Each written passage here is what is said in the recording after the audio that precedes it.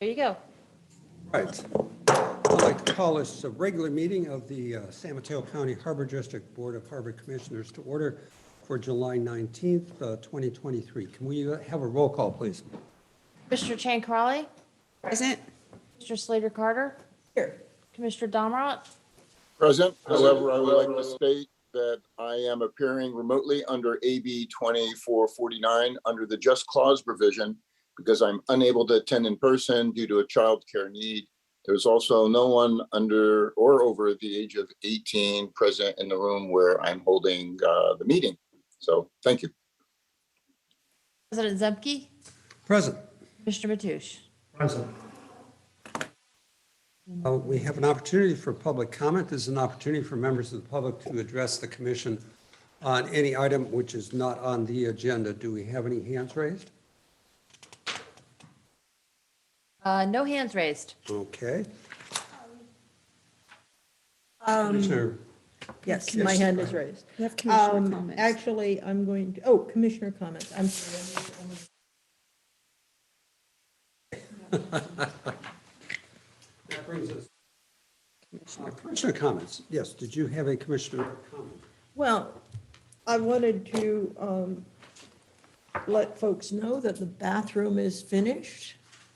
We call it as known in common nomenclature, the catch bathroom, but it's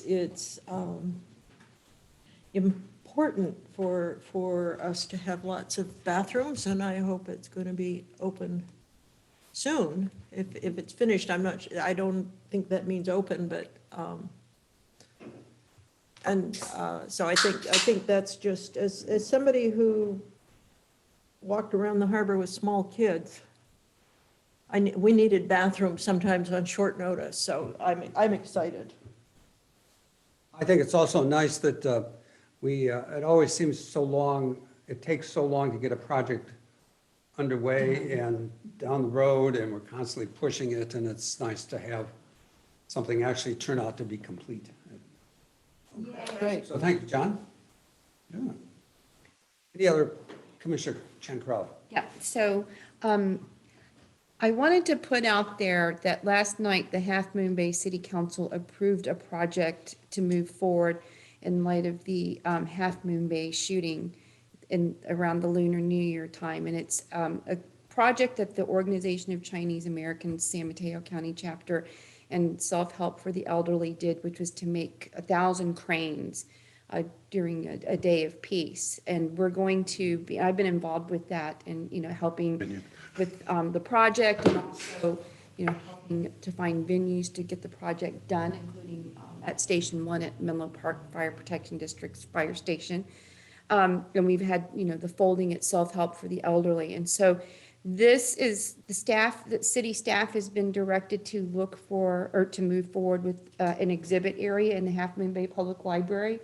And I don't know what kind of event, if any, there's going to be. I think there might be a small one, but I hope that the Harbor District will be represented in that. I know I'll be there. I don't know exactly when they're looking at, maybe a September, October timeframe, I think. Just a lot of it depends on, when things can get done logistically. But I'll let everyone know. I think this shooting has affected the coast side. I mean, obviously the county, but really the coast side. And so I think that we're such a big and important district to a lot of the community that I think that we should be there.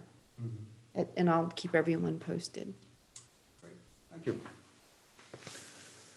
Commissioner Mateusz, do you have any comments? I'm good. Okay, and I have no comments as well, which brings us to the activities.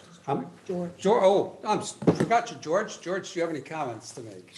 Just quickly, I had a brief text message with the Army Corps of Engineers. I'm not sure if Jim would comment on this or not, but they're slightly delayed in the finishing up of their draft. So they said it should be done shortly. And I know when I worked in the Corps of Engineers, if I said something's going to be there shortly, probably 2 to 3 weeks. So they did not give me a time frame, but it's just from experience working for the Corps. So it could be a couple more weeks. We'll have the draft, and that's their interest determination. That's the the part of the analysis that they do, see if there's federal interest in going further. So that's all I have. Thank you, George. That brings us to the activity reports. What I think we do that makes the most sense to allow the general, for the three activity reports to be given, and then we will open it for public comments, and then we'll open it for commissioner comments. So, Mr. Pruitt. Good afternoon, Commissioners. I want to emphasize a topic on my report we had a public workshop last week with the Pillar Point and Oyster Point staff, our users, and we had 20 people personally, and we had 20 people online with the meeting, so a total of 40 people. They gave very passionate requests for lower slip fees and why the slip fees were, or sales were low with the salmon season. But one thing they really emphasized was crab season was slow, which meant low paychecks, and then salmon season canceled altogether. So many of them hadn't had a paycheck in months based on the salmon season closure. Another thing is they said the harbor is dead right now. Nobody's there, nobody's walking through. Tourists aren't coming down to buy fish off the boats, and they really would like to see the restaurants opened up. And I assured them that we were working on that. They also brought up that the fact that San Mateo County was not included in the SBA salmon season disaster program, and that 4 additional applications had to be submitted to the SBA to get us qualified for that program. So we took that on and we sent out a notice to all our fishermen, all our tenants and leasees and our cap holders. In addition, we asked the Coastside Buzz to put it out on their feed, and we asked the Chamber of Commerce to put it out on their feed. And as of Tuesday night, the county's asking that we not send any more forms. They have enough, and said that they get notified by the SBA that San Mateo County now qualifies under the SBA Salmon Disaster Program. More to come on that when the press release comes out. But that was great news and a result of that workshop, I believe. So I want to just personally thank all the fishermen and tenants that did participate in that meeting, and I'm working on putting everything together and presenting it back to the board, hopefully in August, next month's meeting. Other than that, Harbor's doing great, and the bathroom is completed, but is not open to the public yet due to the ongoing construction with the restaurants. Thank you, Jim. Very good. Thank you, Jim. Mr. Moran, operations. I'd just like to tag on to the restroom discussion. As the general manager and commissioners suggested, the construction is significantly complete. We still have to, on Wednesday of next week, we're going to be doing a final walkthrough punch list. And I don't anticipate anything significant being found during that walkthrough. And so then shortly thereafter, we'll be getting the keys, and the restroom will be available for public use and use of the tenant there. Oyster Point Marina stayed around the same, see 84%, Pillar Point Harbor 91%, always a lot of demand for all of our slips at Pillar Point Harbor. The weather during, this is for June, this activity report was nasty and Right. consistently And windy. foggy, strong winds, etc. So we just did not have a lot of activity, and that combined with, of course, the salmon season being shut down. However, as was demonstrated this past weekend, when the weather's nice, it was bumper to bumper. So it was very, very busy this weekend. So hopefully our charter vessels benefited from all of that traffic. But nothing else at the harbors. Everything is going quite well. Staff are doing a wonderful job.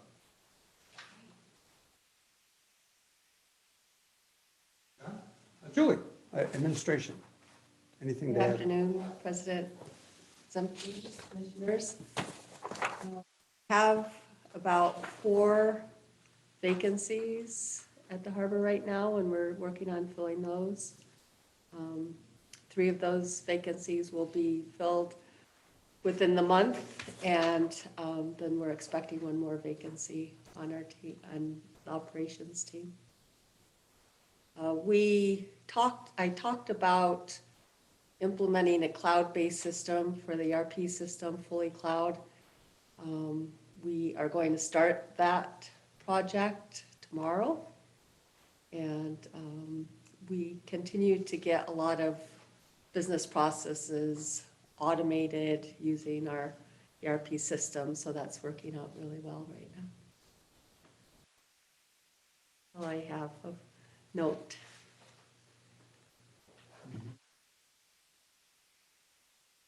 Yeah. Okay.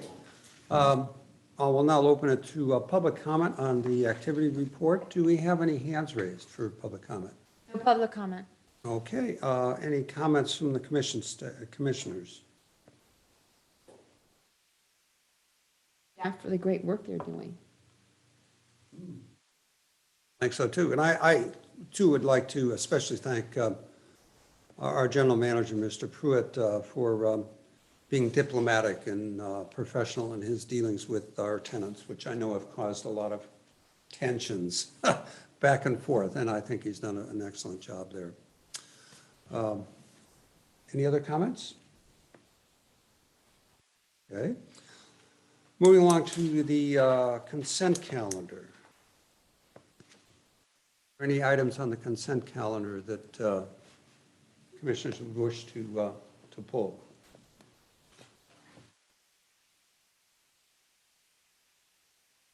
I'll second that. Okay, it's been moved and seconded that we approve the consent calendar as written.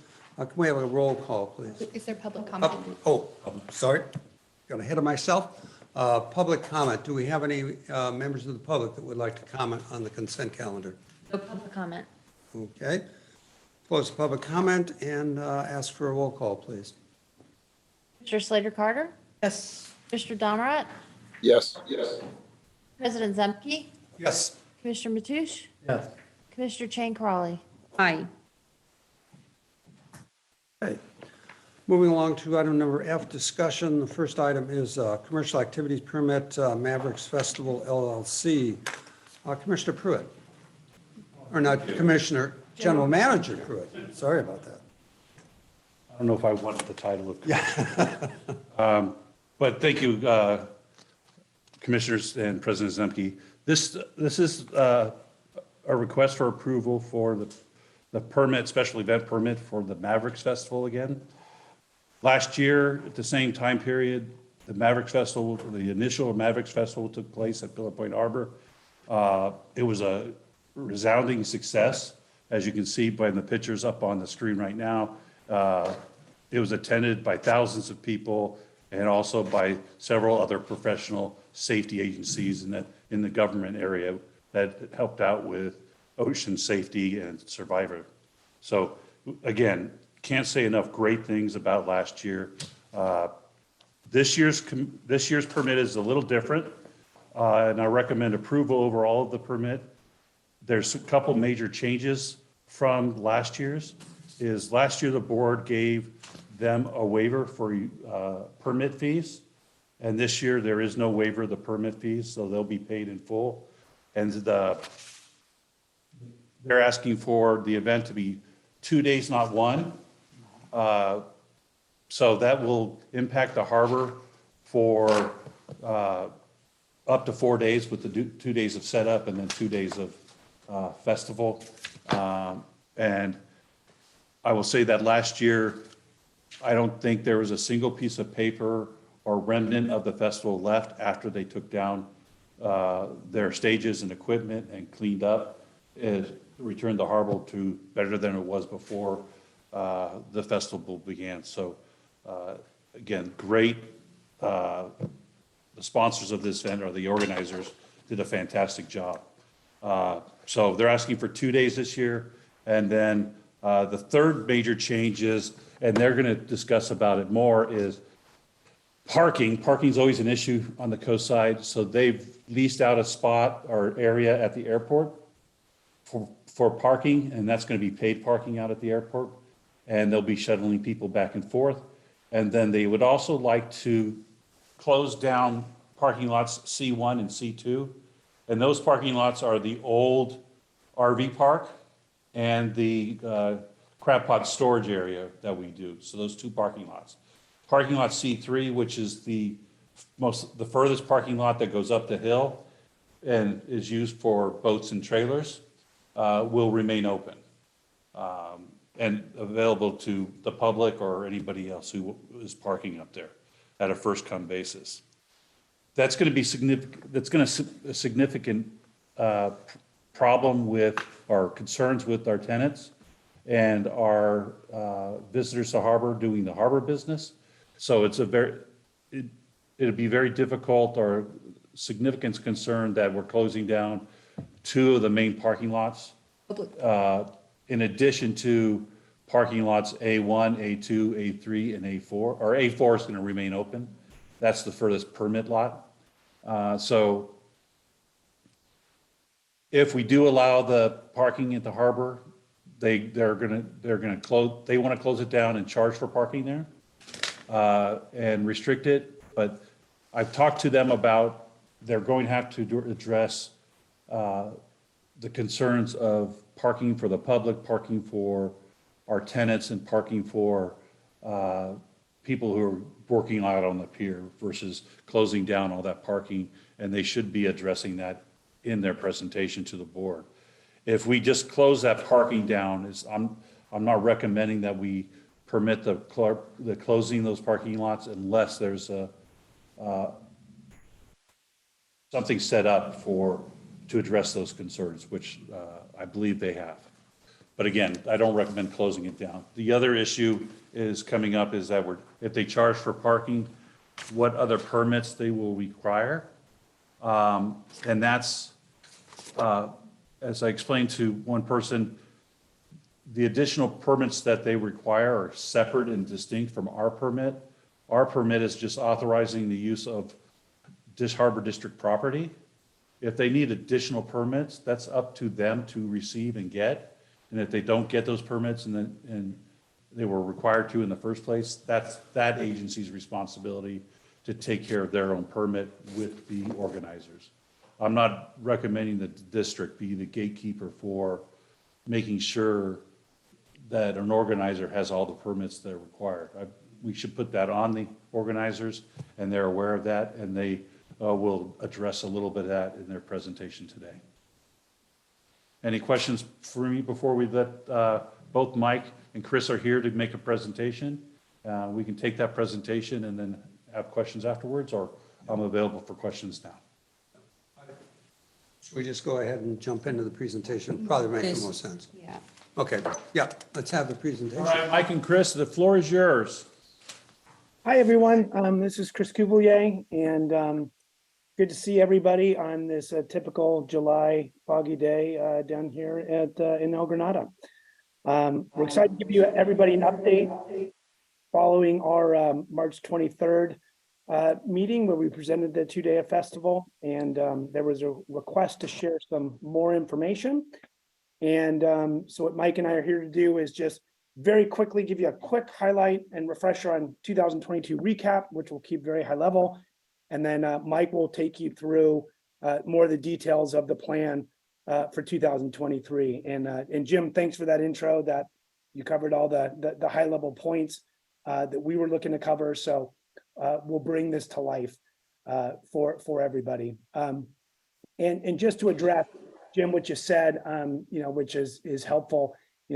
Last year it was great. We brought in $130,000 in revenue. We spent about $160,000, so it was not profitable for us, but it's an investment in time and for the community to do a great event. And last year we brought in 8,000 people.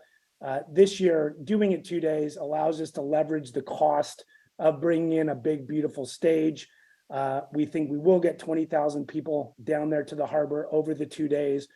I think it went off very well from an operational standpoint last year. And our plan is, as Jim mentioned, is to do the exact same thing, which would be leave it nicer than when we found it. So all of those same things will be here. So, essentially what we really looked at last year was, what went really well. And it was great community engagement. I think attendees had a great time. All of the different main tenants there had very, very big selling days, and it brought a lot of foot traffic down to the harbor. And we were really able to raise money for our local community, which we'll be doing even more of. Last year, we raised $7,800 for Sea Hugger.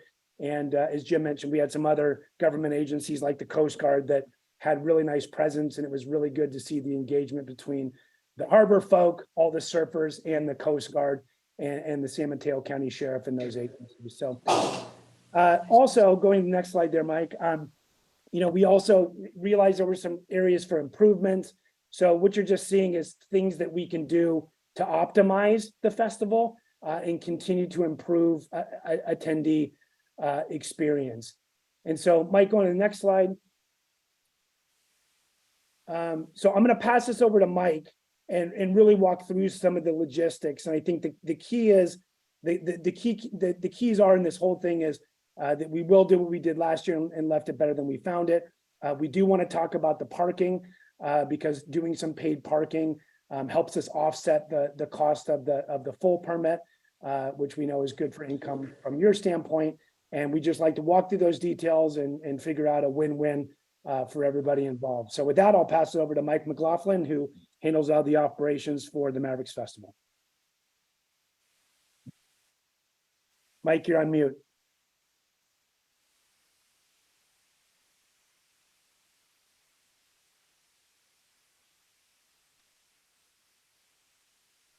There we go. How's that? Hear me? All right. Sorry about that.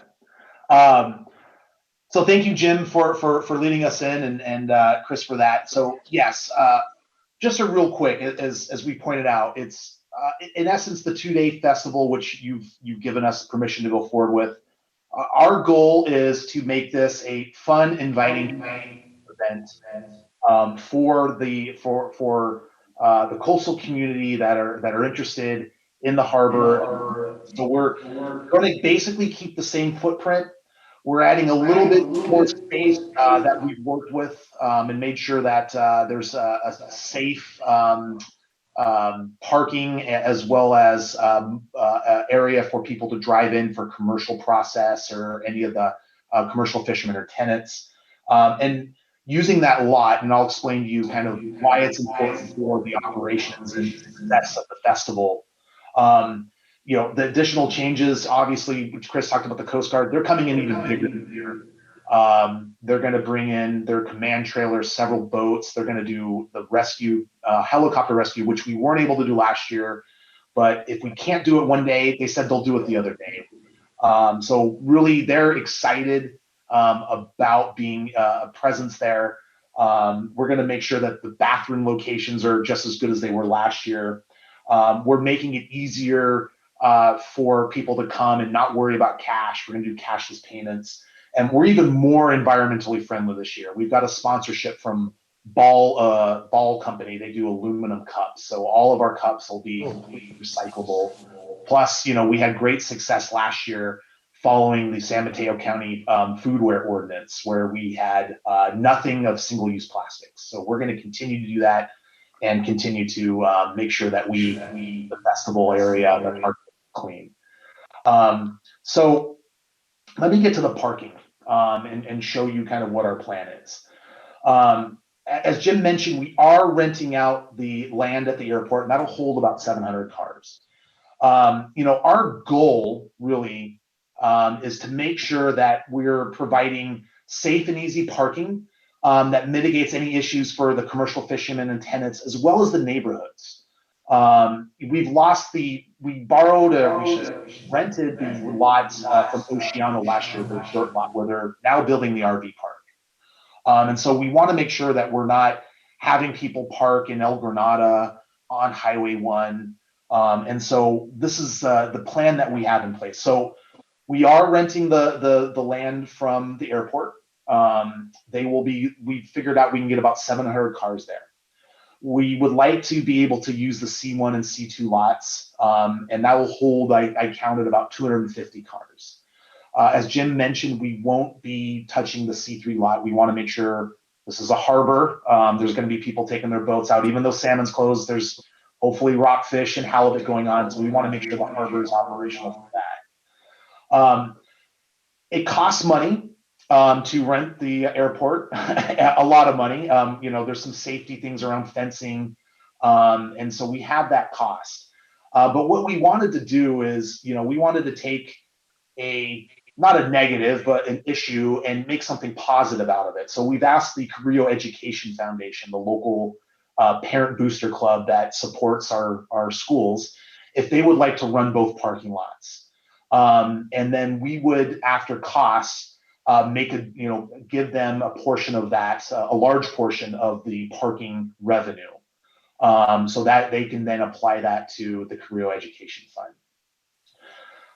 In terms of the plan, and I know this is the key point here, to your point, Jim, I've looked up the Coastal Commission permit needs. There aren't any unless you and the team know of some sort of requirement, but it's a single day 10th event.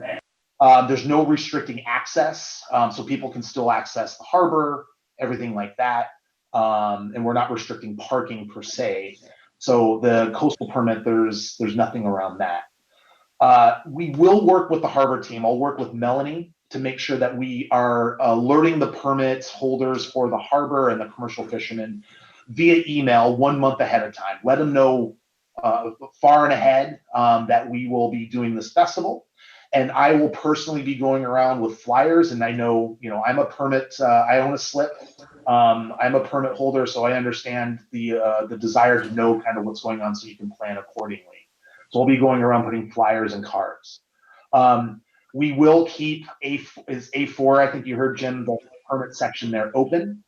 A3 we'll want to reserve a large portion of that, but that can be overflow for harbor teams, any commercial fishermen, anything like that. So we kind of want to reserve that. And during the festival, the sheriff's department will provide community service officers to manage car flow into the main area. So anyone with a permit, anyone with a handicap, or anyone with our festival parking will be allowed in, and they'll be directed appropriately. The key thing that we'll want to do is to make sure that we have a proper area for permit holders to get done. So no access will be cut off. We'll work to make sure that there's parking available. We'll give plenty of heads up. The key thing we want to make sure we can do is we can move forward with the permit application. We want to get that signed, and make sure that we can get your approval for the additional space in C1 and C2 for the parking lots, knowing that our plan, our goal with that is to make sure we mitigate parking issues and raise money for CEF. And as you said, we will pay the full permitting fee to cover the associated costs. So thank you very much.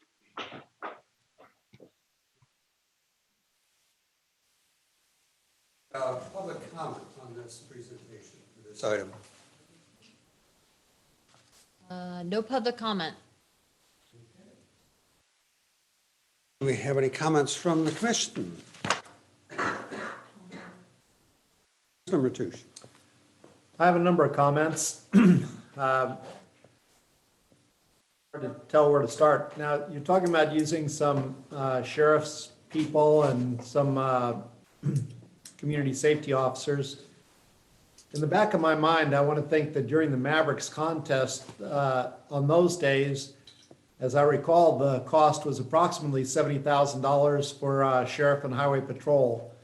And with the number of people that are coming in, I just want to make sure that you've considered so that we don't have some type of clogging Highway 1 any more than it happens on a routine basis now anyway. I'm wondering about a percentage of the parking fees that you collect and a percentage of sales from all the vendors. part of that is, it's really not fair to our lessees that they have to pay a percentage on all their sales, and we have people selling merchandise, food and drink right in front of them that are not paying a percentage. As I look at some of the parking here, I'm against C2 closing. I would say I'm willing to give up C1, but we've got to preserve parking not only for the launch ramp, but preserving parking for lessees and commercial activity permit holders. Specifically, like as former charter boat operators, we need a special signage to direct charter boat customers on where to park, and I would say that should be C2. But also, if there's commercial boat people selling fish off their boats, they need a place to park. On the reserved parking that's closer to the recreational docks A through C, I'd like a one lane there dedicated to be able to service. There's a number of six-pack charter vessels in that area. And I think it's important to make sure those people have parking, because part of that is permit parking only. September and October are finally good weather for anglers, and we need to be able to make sure we cover access for the charter boats, for the recreational boats, and so on. Anybody that's looked at the weather lately, we've had about 10 days of weather where we just can't get out for the great bluefin fishing that's here. September and October will be finally a break in the weather for rock fishing and perhaps the bluefin or the albacore. But I don't think that the way I'm looking at this now, there's enough allowance for parking for other users besides the festival attendees. So let's see. I think that's about it for now. So I'd like to see those things addressed before we finalize a permit. Commissioner Chancarelli. So Mike and Chris, thank you so much for the presentation. And thanks for putting together the festival. Last year was a huge success. So I am for the 2-day permit, but like Tom, I have some heartache over the parking issue, because at the end of the day, the harbor is a working harbor. And for all the reasons that Tom mentioned, I agree with him about, well, I would actually not, I would want to keep the two, C1 and C2 open for the various reasons that Tom stated. But also I look at, and I mean, maybe I'm thinking too small here, but the whole idea of, making the harbor accessible, I think is also within the spirit of the Coastal Act. And, for us, since it's a working harbor and there are other small businesses, I mean, the parking's going to be crucial for them. So I'm not sure if y'all have a financial model that would exclude paid parking for you if we were not to, if we were to not allow for the parking spaces for C1, C2. So, I mean, but I do think that people who, the visitors there last year, I think would have loved to have a second day. I just have a question. You said that you were down, I think it was, you were down $30,000 for one day. Is that correct? I saw that in your presentation. That is somewhere. correct. Yeah, and so do y'all have any estimation of what it would be, profit and loss wise, if you were to do this for 2 days without the parking? I mean, I don't know what your financial models have been with and or without the parking. So, Yeah, Virginia, let me take that one, Mike. So sure. last year, Virginia, we were negative $30,000. So there's certain hard costs like the rental of the stage and some of those things that we can leverage over 2 days that is very helpful. So the costs that we have are the people we have to pay, like half price for the second day on the stage. We have 3 other bands that we've secured and are paying, et cetera. So what that helps bring down the costs of our are some of those, so some of those hard costs. We're expecting this year it should break even. And we have 4 different income streams. We have sponsorships and dollars that come in from that. We have alcohol sales, we have merchandise sales, and we have a portion of the food sales. So this year, our outflow, last year was 160. This year, we're going to be spending well over $250,000. And we believe that if we get the 20,000 people down there, we will be break even to slightly profitable, and slightly would be 20 to 30,000. And because this is a community event, we really want people to be able to participate. And so this year, like last year, it's free. So we're not charging people. And so last year, I think our permit fees, there was a waiver, which was helpful. I think it was about a $3,000 cost. And this year it's costing somewhere between, I think, $12,000 and $13,000. So, the cost of doing the parking at the airport is well over $20,000. And so, what we're doing is we're, again, going back from a community involvement standpoint, is getting labor and people that can come in and participate in some of the fees of the parking. And we're, as Mike mentioned, we're splitting any leftover after cost with CEF. So, essentially, we hear what you're saying. What I think Mike has done a great job being a tenant is leaving some of that north parking lot area open. We have special people there which would guide cars through, so they have availability to that parking lot. And the request for C1 and C2 still would leave open all of C3 and would provide parking there. So, our request would be if we can have some sort of paid parking, and I don't know if there's an opportunity to do just C1 and not C2, or where it would make sense, but it's helping us offset some of those increased costs that we're bringing because we've lost parking availability across the street at Oceano. And to put that in perspective, Virginia, from a budget standpoint, when we did Oceano, it cost us $1,500. When we're doing the parking at the airport, it's more like $26,000. So it's a much bigger cost. No, I know. That parking. So anyway, Yeah. I'm hoping there's a good middle ground where you guys have parking where it still gives plenty of access to tenants and people that want to come down, but that we can also generate some parking revenue to help offset some of the costs. Right, so Chris, I just think that this is a public parking space, and I don't know what the slippery slope might be in the future, if this is precedent that we might set that is not going to necessarily benefit the Harbor District in the long run. I don't know if that makes sense as a matter of public policy. For me, it's like, should a festival of this sort exploit public parking for their own financial gain? And I get it that it's offsetting things, and I'm not saying that's neither here nor there. I'm just kind of playing that other side as well in my mind. So that's where I'm kind of torn.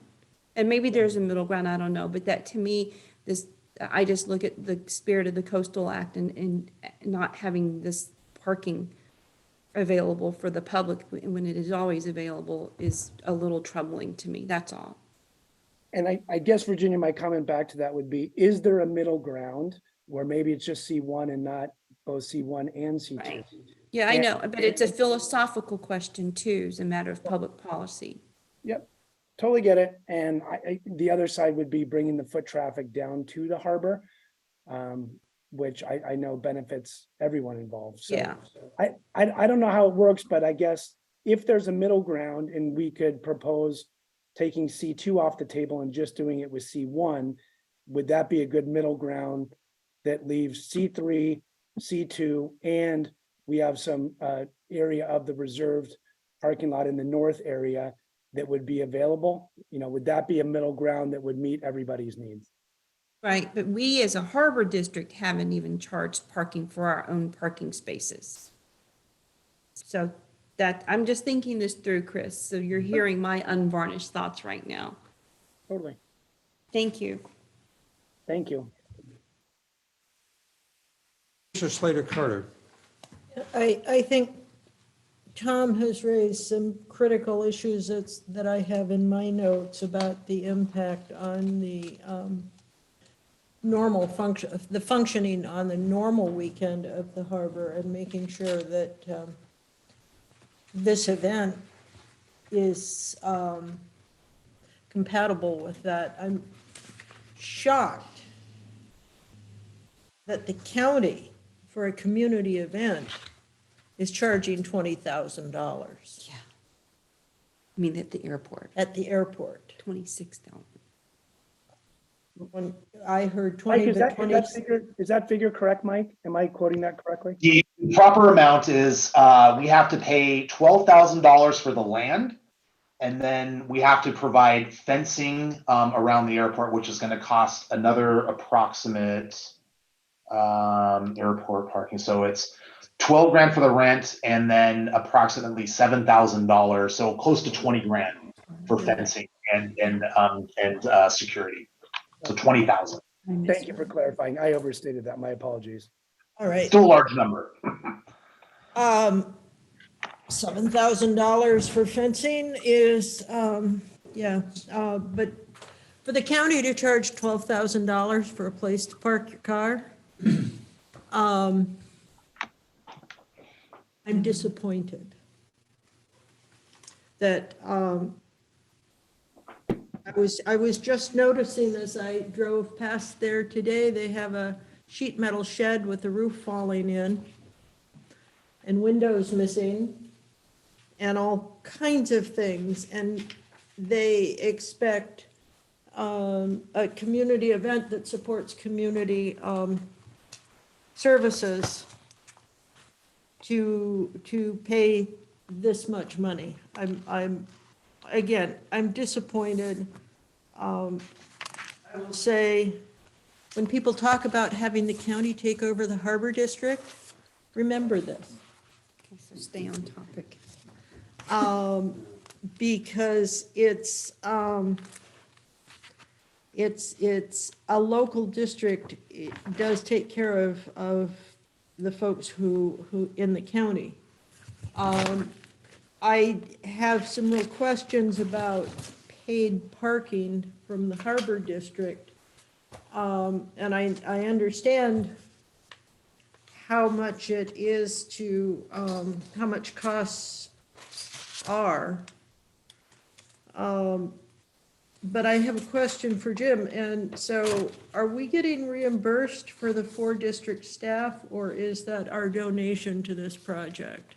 No, that's included with the permit fees. It is included in the permit fees, okay. I'll X that out then.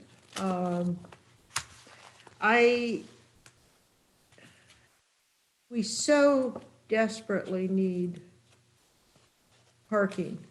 And Virginia mentioned, or Tom and Virginia mentioned the, how the roads get so totally jammed.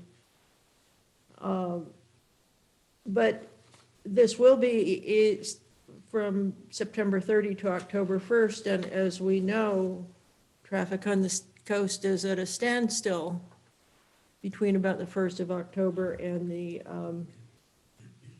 end of October.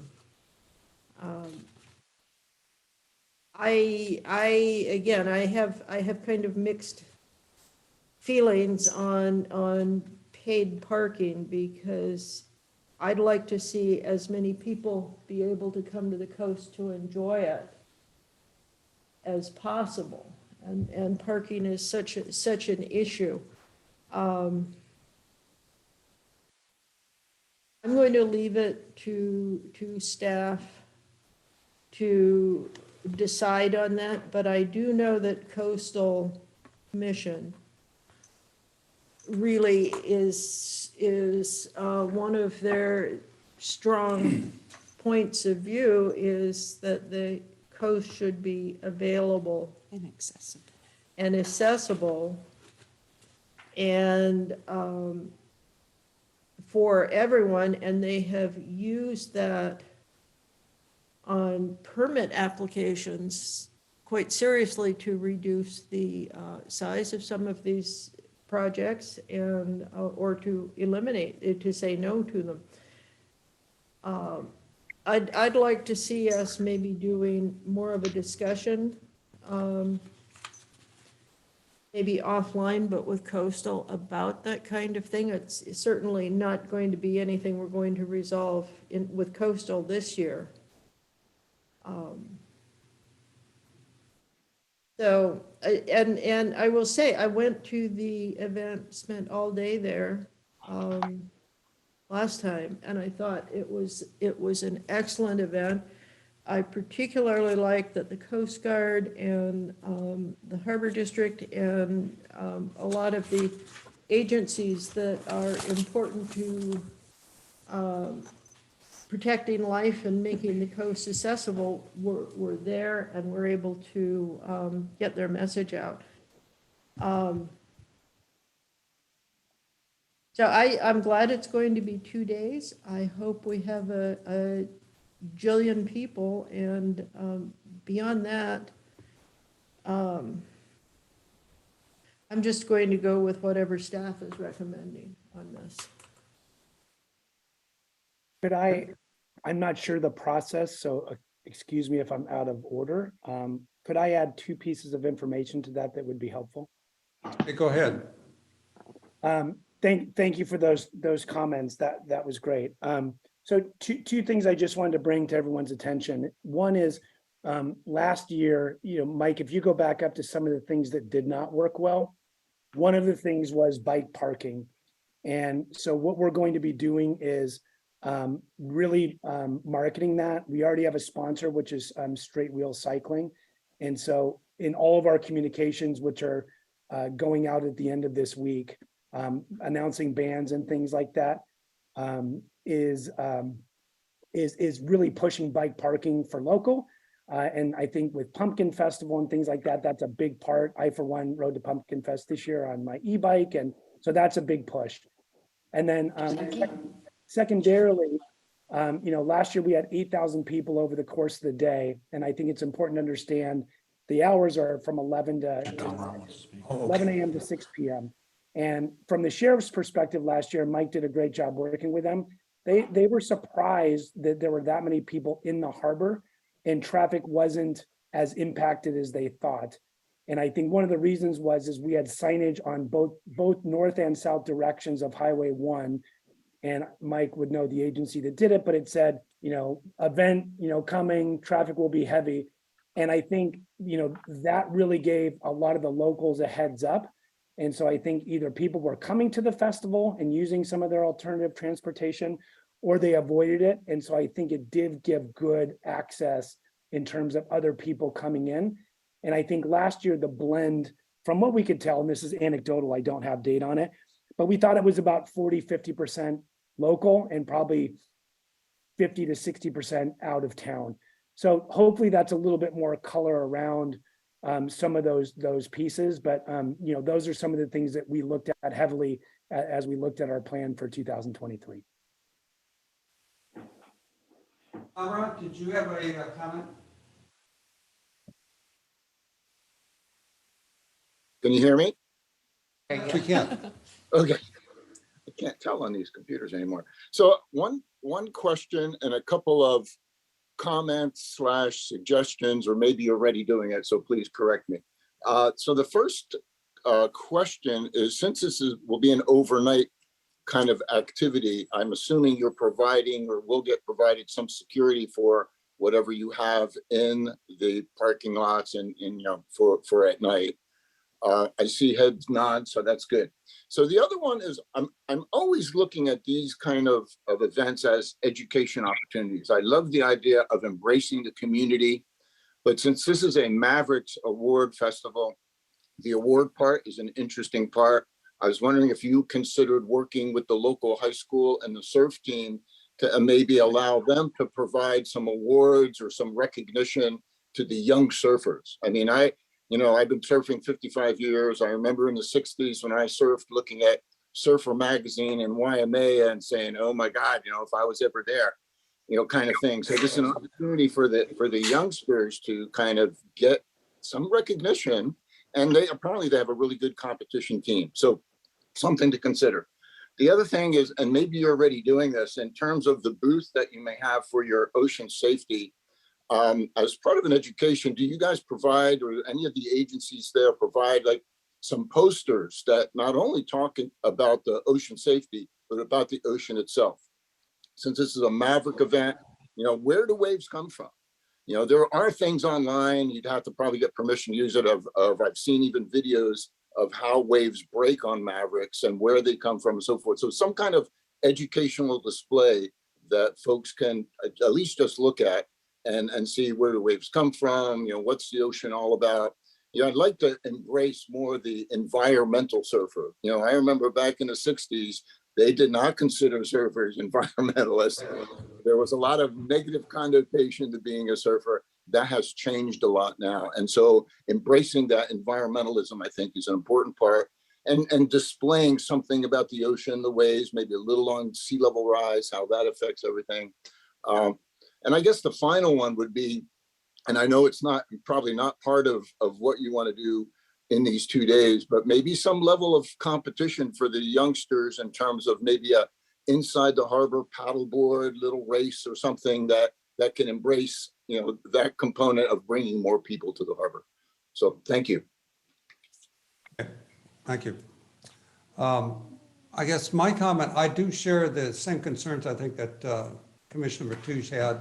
I have trouble envisioning where 20,000 people are going to park out there, and definitely want to try and avoid any parking impacts on the community.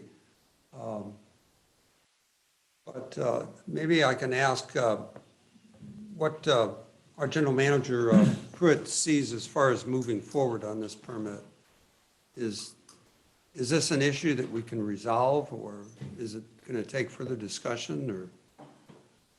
We can have further discussion with them. I think getting board direction on, is the 2-day festival acceptable, and which I think it is.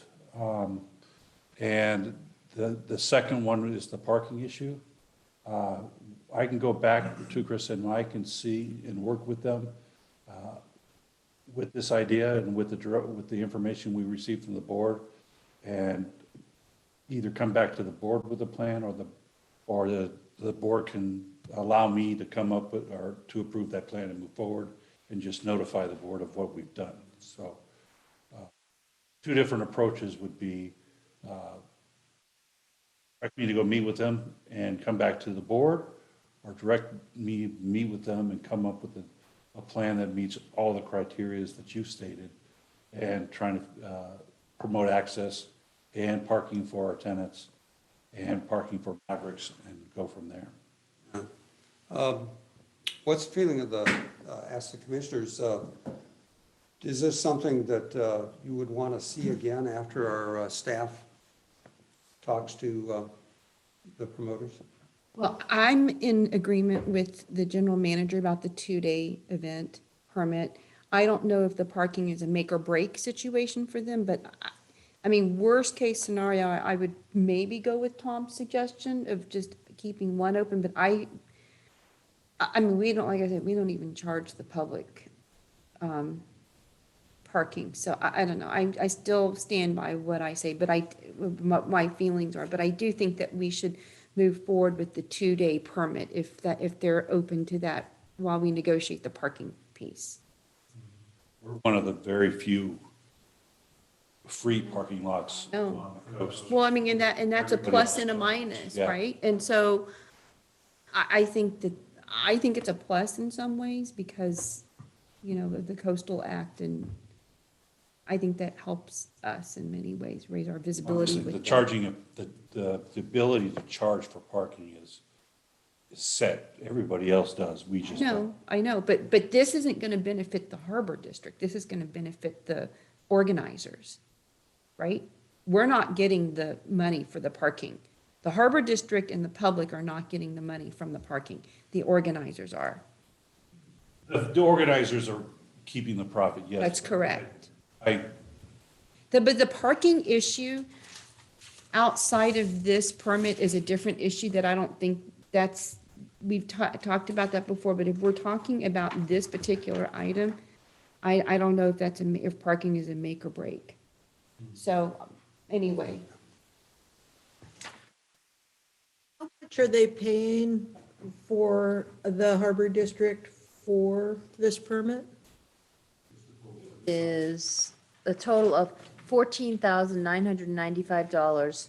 It's $6,350 for an application fee, $8,645 for a permit fee, for a total of $14,995.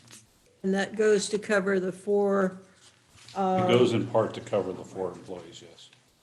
yeah. And again, I think this is a great idea. I like bringing people to the coast. I think it does mean that the Harbor District in the future needs to be looking at ways of helping with or having future parking.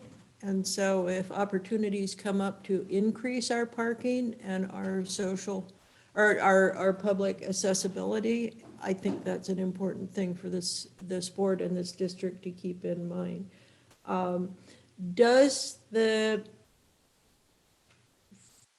14,000 plus, if include using that parking lot, and does it include the use fees for that parking lot in terms of wear and tear and insurance and so on? Because those are costs we need to be aware of. I would say yes, the permitting fees are to cover use of district property.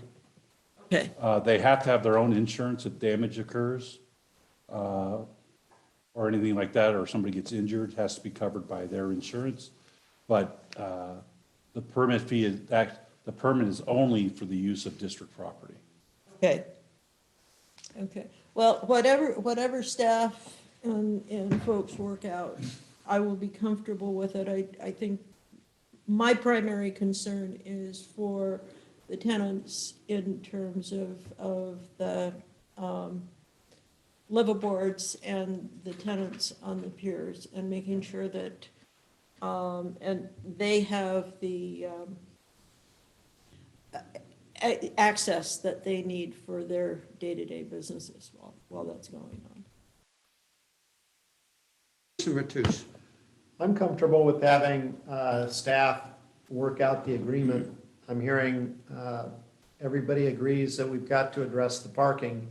The one thing I haven't heard addressed is with all the sales from all the vendors, the parking, everything else. How can we devise an equitable percentage of the rent and sales for the Harbor District? Currently, for instance, our lessees pay somewhere between 3% and 5%. So we've got all these businesses, or all these financial transactions taking place. How can we get a percentage of the parking, the alcohol, the food, the merchandise sales, everything in that way?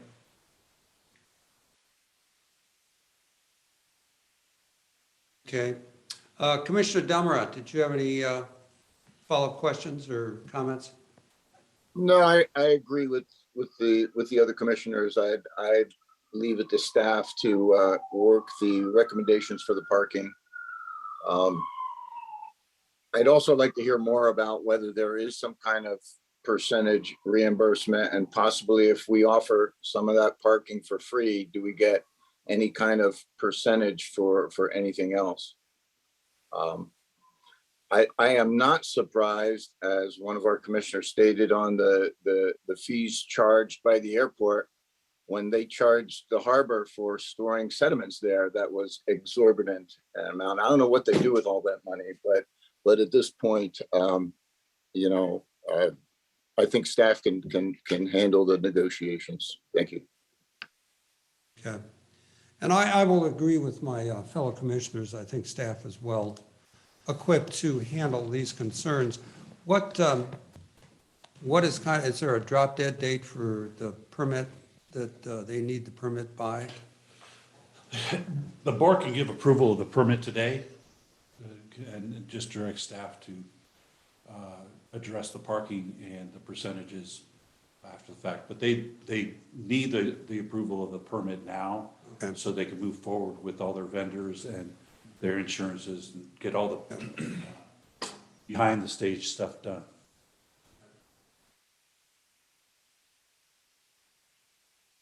Thank you. I do not like agreeing to details before I know what they are.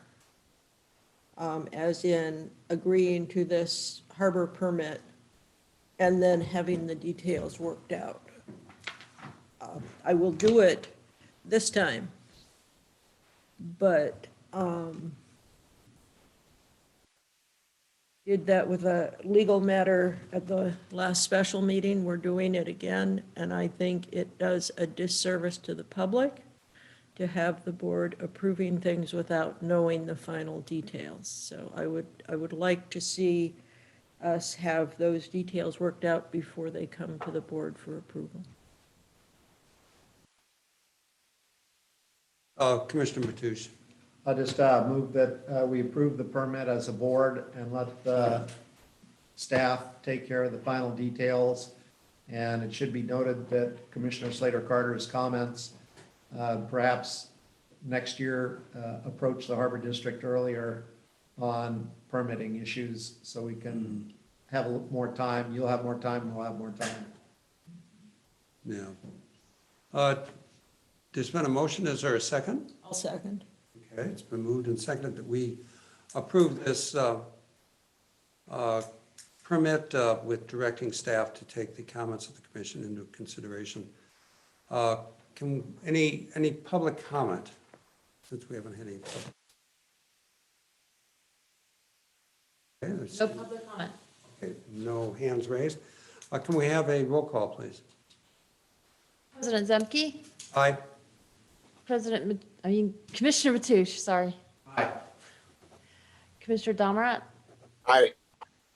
Commissioner Chang Crowley, Commissioner Slater Carter. Yes. Okay.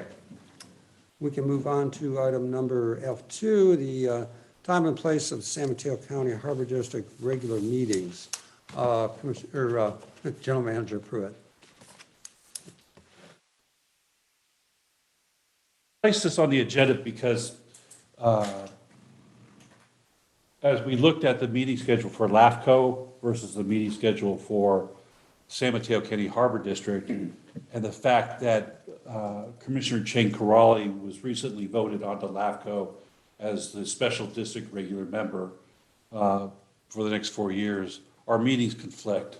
Their meetings are once a month on Wednesdays, and every other month on Wednesdays at 2:30, or our meetings on it are every month on third Wednesday, but at 1 o'clock. And we routinely run over the 2:30 mark on every meeting that we have, which is understandable. But that forces Commissioner Chang Corrali to make a decision, either stay here and finish out the meeting, or to depart and go attend the LAFCO meeting, as she did today. The board did vote on supporting Commissioner Chang Corrali to attend or to run for the LAFCO position, or put her name in the position for consideration. She did get selected by the other special districts by a majority of the vote to be that representative. And I support the idea of the San Mateo County Harbor District taking the time to allow Commissioner Chang Corrali both to attend this meeting as a commissioner and as commissioner for the LAFCO board, which we again supported. We voted, I think 5-0 to support her to do this LAFCO position. Any questions I will take, or? Well, let's see, do we have any public comment on this? Yes, Yes. Okay, let's take some public comment. Lorenz. Go ahead, Ed. Ed? Thank you. I'm very happy to see this on the agenda, although not for the reasons that you have. As I've stated before, I think it's very important for this special district to have its meetings at a time when most of the public can attend, which is not in the middle of the day. It's a kind of ironic that this is being discussed so that one of the commissioners can attend a LAFCO meeting, given that LAFCO has jurisdiction over how special districts perform. I would like you all to consider changing your meeting time to 6 p.m. rather than middle of the day. There are a lot of folks that would like to weigh in on what you all do, especially here on the coast side, and they either struggle to make this meeting or they cannot attend it. So please give that some consideration. Thank you. Thank you, Ed. Any other public comments? Yep, hold on a moment.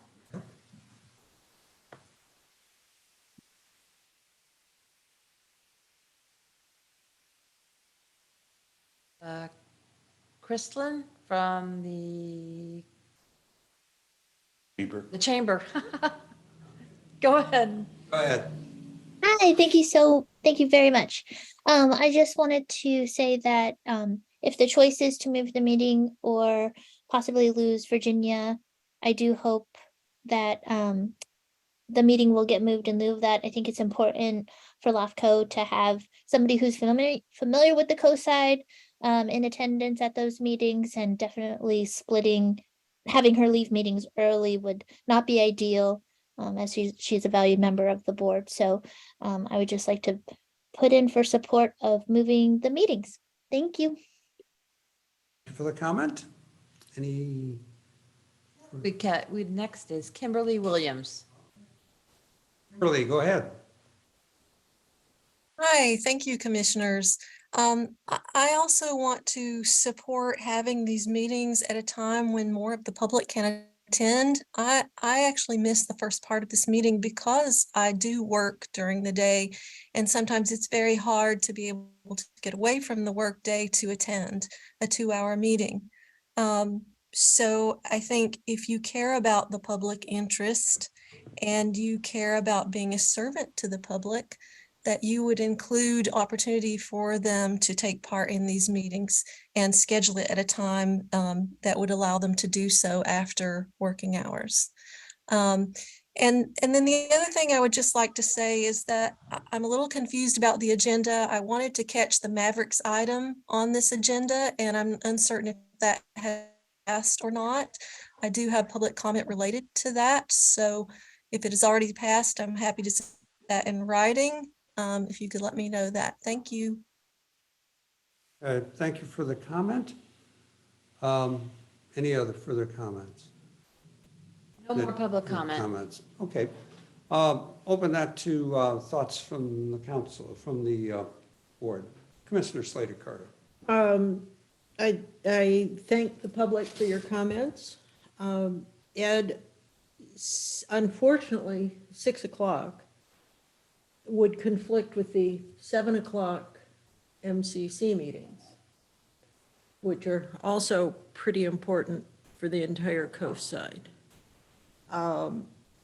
So that means that we then have other options, moving to another day and time, and all kinds of confusing kinds of thing.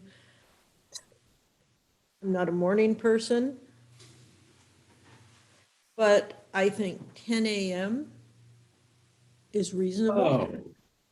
I would, sorry, Ed, however, given that, I would like to be seeing our agenda put out far enough in advance that people can get to us on email or comment to us in writing, text us, however it works.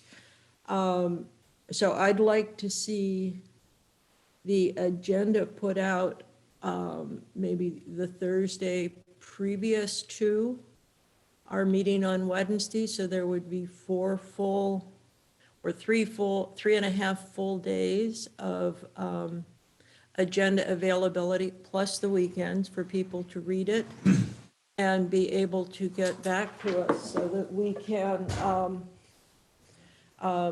answer questions or work on agenda items and have lots of time for consideration on people's own schedule and time periods. So that's my idea is let's just get the agenda out and in a timely fashion and make it easier for the public. And Kimberly, I know it makes no sense to put a time limit or a time specific for agenda items. And I'm wondering if maybe in working with our tech folks, we can have a text at the bottom of the television or the video saying what agenda item we are on. So people can have it on quiet and not have to be listening to it, but they can just sort of put it on and tune in to the part they want and be able to pay attention without having to sit through with the sound of the entire meeting with stuff that is not relevant to them. So those are my thoughts on moving it to 10 a.m. is finding ways to make the access easier for the folks and not interrupt the MCC meetings, which are very important to this community. And MCC is, Mid-Coast Community Council. Just for clarification, though, they meet on Tuesdays and Thursdays, according to their schedule. Their schedule, Tuesdays, no, the MCC is on a Wednesday night. Okay. I don't know what, I think you must be Or not looking, Tuesday, Thursday, but the 2nd and the 4th. maybe it's the 2nd and the 4th. I thought it was, for some reason, It's twice a month. well, I know it's twice a month, and it may just be my bad memory on timing, but I guess it was. We were meeting last week for our special meeting, and I wanted to be at the MCC meeting, and that's the issue. There's a meeting every night of the week on the coast side. That's exactly the problem. Yeah, Tuesdays are the city council, and and then we can go through the whole long list. It kind of leaves mornings as all that's left, and unless we wanted to change it to a different day of the month. So I apologize if I screwed up the dates and times. If I don't have the calendar in front of me, I'm lost. Commissioner Dummerant, you have. Usually does. Yeah, I have a quick question. Since it's Virginia who's going to be going to those other meetings, wouldn't she need some time in front of that meeting to prepare or to travel to that meeting? So 10 a.m. to 1, she may be involved in other things. She can comment on that. So I'm leaning towards either Tuesdays or Thursdays at 1 p.m. at least, maybe to start. Maybe we can adjust that after X amount of time if that's not working out. Commissioner Chancarelli is not here, so I'm just assuming she left 25 minutes before a meeting starts, so I assume that meeting is in San Mateo? Redwood City. Redwood City, okay. So it's, She did mention, that time was mentioned and was okay. okay. President Zemke, we have a public comment. Okay, let's take the public comment. Go ahead. Go ahead, Fran Pollard. Hi, good afternoon, everyone. Yeah, I haven't said anything about the timing of meetings either, but I agree with most of the the audiences that have spoken up before that you need to change it to an evening meeting. Even 5:30 might help, and then you're done before most meetings start at 7 or 7:30. Your meetings don't drag on anymore like they used to, so you probably could do that. And as far as MCC, they meet the second and fourth Wednesday of the month. So your meeting on the third Wednesday doesn't conflict. So, but again, that you'll have to figure out with Virginia if she has a conflict. So that's all. I just want to contribute to that. Thank you. Thank you for your comment. Commissioner Matoush, did you wish to weigh in? Sure. So I'm fine with the current agenda going out on Fridays. It's been that way for a very long time, and folks should be used to it by now. In addition, remind people that if you sign up with the Harbor District, you can get email alerts that give you when the meeting is going to occur, and it also has a link to the agenda. The current meeting time does save the Harbor District overtime. And then I would also like to point out Scribner's change on the 6 options that were listed. On number 4, it would not be the 3rd day of every odd month. It's the 3rd Wednesday of every odd month.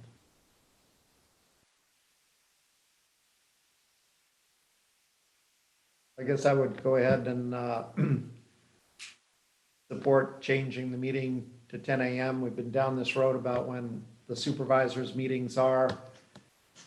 And I think people that want to attend will attend. So I also have a little bit of angst over that. I think that number 4, although it's correction to say Wednesday, I think it'd be very confusing to figure out if this is a meeting day for 10 a.m. or 1 a.m. So I guess I'd have to go with the solid 10 a.m.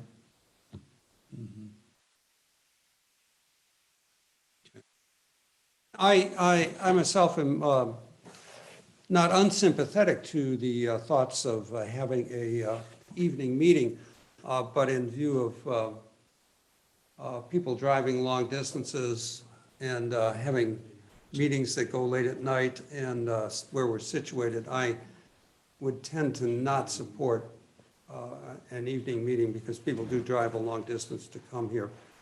But I am in favor of a change of time to 10 a.m. This would allow, normally our meetings go for about 3 hours. It would be over by 1, would allow Commissioner Chan-Corrali the time she would need to make it to her next meeting safely.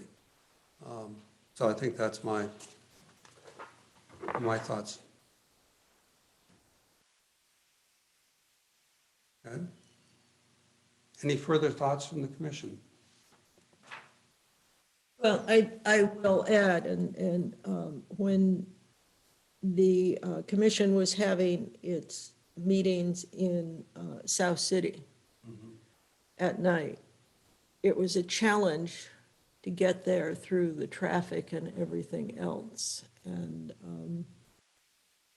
I was glad when they were moved to the afternoons. I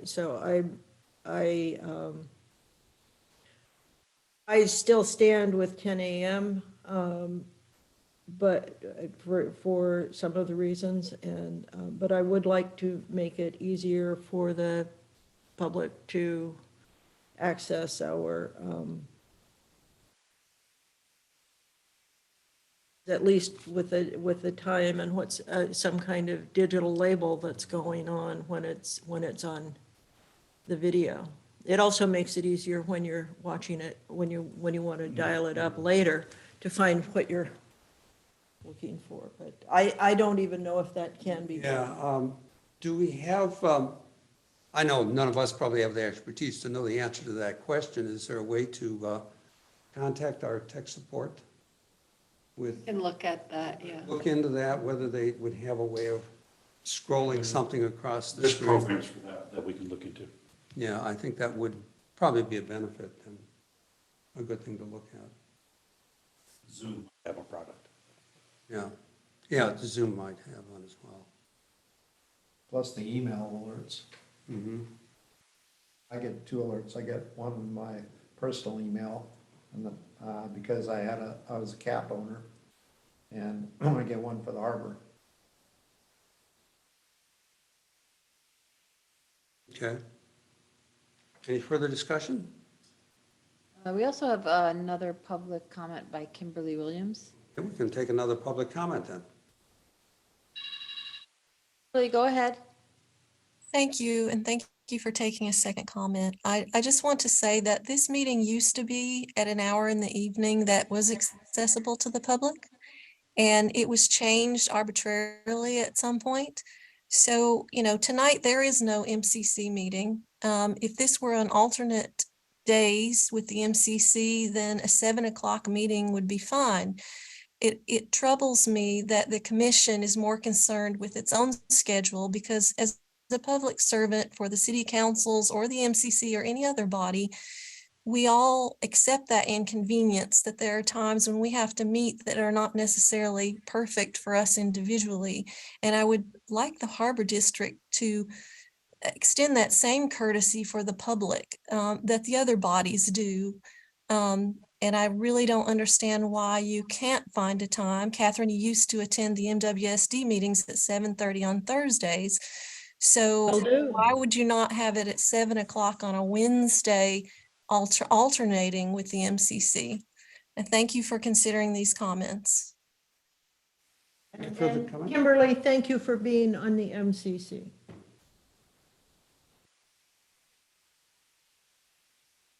Okay, well, I will entertain a motion if anybody wishes to make a And motion. it's excuse me, Yes. today was providing direction to staff on which way the board wants to go. Okay, And it sounds like the board would like to move towards 10 a.m. meetings. okay, So if that's the direction that the board is giving us, we will prepare a package to change our meetings to that time. The other point that Commissioner Slater-Carter mentioned, I understand that the staff is probably under time constraints to get all of the staff reports prepared and onto the agenda. What additional concern might be raised in trying to get the agenda out a day early?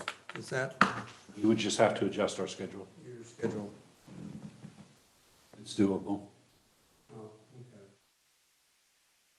That might be one thing that might at least give the public at least a little more time to know what's up on the commission. We can publish the agenda as soon as it's ready or no later than Thursday. Okay. I would appreciate that. Okay. And send out all the I hope I email can get that out alerts. earlier if I can.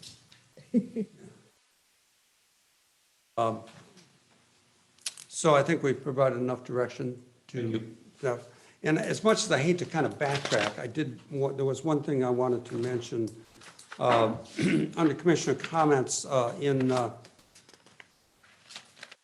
our general manager's comments had noted that one of the things that's going to be coming up for availability is the redraft of Chapter 3 of the San Mateo County Harbor District Code of Ordinances, and I believe Chapter 3 is the rules. Operations. Harbor The rules. harbor rules. Rules and regulations, and suggested that we appoint an ad hoc committee to go over reviewing those before we come to the commission.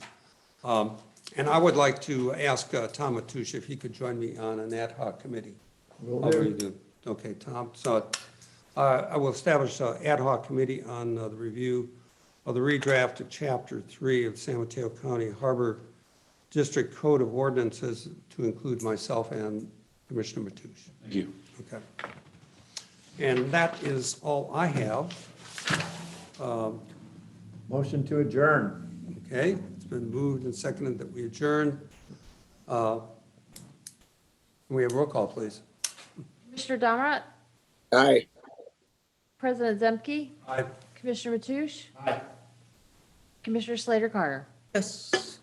Okay, thank you all. Meeting is adjourned.